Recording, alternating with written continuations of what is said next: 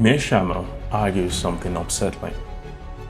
Even if the leaders want peace, great powers are forced to compete, not because they're evil, but because the international system gives them no other choice. And when you see what's happening right now, from Ukraine to the South China Sea, it's hard to ignore how accurate it was. Why does the world feel like it's sliding back into Cold War-style rivalry? Why are the US, China, and Russia locked in a confrontation again? 20 years ago, political scientist John Mearsheimer predicted this exact moment, and today, his theory explains almost everything happening in global politics. This is a tragedy of great power politics in 2025. Let's start with the biggest story, the US-China rivalry. According to Mearsheimer, whenever a new great power rises, the existing hegemon will try to stop it. China wants to dominate Asia, the US wants to prevent any peer competitor. And that's why everything from cheap wars to AUKUS to military drills in the South China Sea feels so tense. China built aircraft carriers, the US responds with more bases in the Pacific. The US restricts China's access to semiconductors. China accelerates its own tech development. It's the classic power struggle this theory predicts. One state rises, another tries to contain it, and the rivalry becomes unavoidable. Next, Russia and the war in Ukraine. Mearsheimer argues that great powers create buffer zones and spheres of influence. Russia sees NATO expansion as a threat, a direct challenge on its doorsteps. You may disagree with the argument. You may think Russia is simply aggressive, but Mearsheimer would say this is a predictable behavior of a great power trying to secure its borders. And that's why the war in Ukraine, tragic as it is, fits a pattern. A declining great power lashes out to protect what it considers vital territory.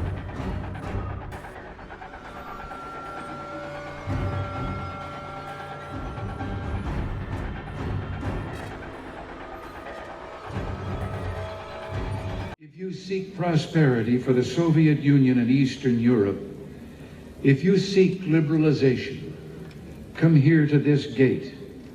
Mr. Gorbachev, open this gate.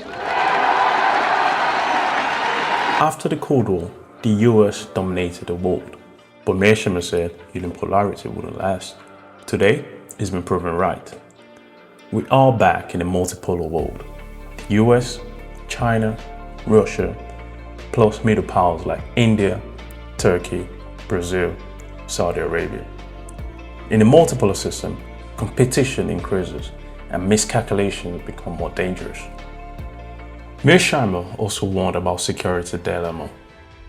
When one state tries to become stable, it makes others feel less safe. That's why we are seeing tech wars, cyber warfare, space militarization, armed races in the Indo-Pacific.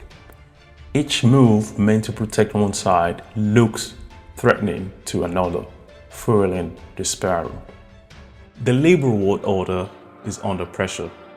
Institutions like the UN, WTO, and the IMF are gridlocked. Sanctions are everywhere. States are choosing interest over ideology. This is exactly what Mearsheimer predicted. The liberal order was never going to survive once great powers re-emerged.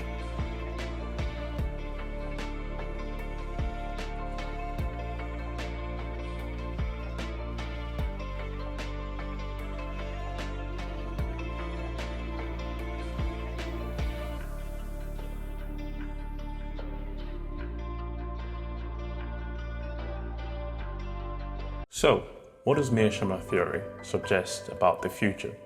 Number one, the US-China rivalry will intensify, potentially over Taiwan. Number two, Europe will militarize as US dominance in NATO decreases. Number three, Russia will remain confrontational no matter what leads it. Number four, technology will be the new battlefield. AI, chips, quantum, space. And number five, multipolarity will create more regional conflict, more proxy war, and more uncertainty. Mearsheimer's theory may be controversial, but it's one of the clearest lenses for understanding today's chaotic world. Great powers don't trust each other, they fear each other, and in the end, that's a tragedy. If you found this breakdown helpful, hit like, subscribe, and let me know in the comments. Is Mearsheimer right? Or is the world far more complicated than he thinks? Thanks for watching. Have a wonderful day.